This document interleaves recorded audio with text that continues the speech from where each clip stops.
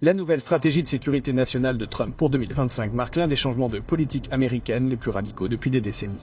Le document adopte une approche totalement axée sur l'Amérique, d'abord, notamment la fin de l'hégémonie mondiale, l'abandon de la promotion de la démocratie et l'accent mis sur la défense du territoire, la relance économique et la domination régionale dans l'hémisphère occidental. Il dépeint les engagements étrangers passés des États-Unis comme des échecs coûteux et présente le programme de Trump comme une correction nécessaire, comme une correction. La Chine est rétrogradée du statut de concurrent à celui de rival économique et les États-Unis recherchent un engagement sélectif plutôt que la confrontation.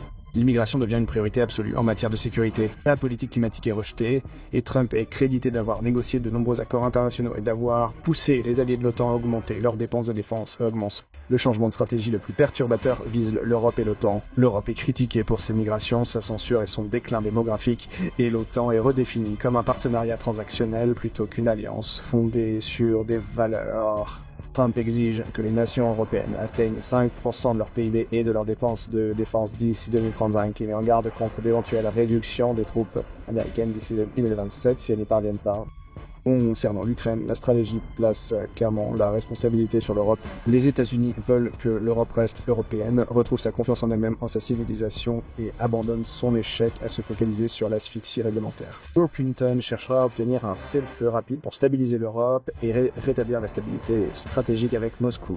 Et les Sainscoring, responsables européens, ont réagi avec un qualifiant le document d'extrême et de dangereux pour l'OTAN. En l'ensemble, la MSS de Trump signale un repli des États-Unis sur eux-mêmes, obligeant l'Europe à assumer la responsabilité de sa propre sécurité et soulevant de sérieuses questions quant à la cohésion à long terme de l'OTAN.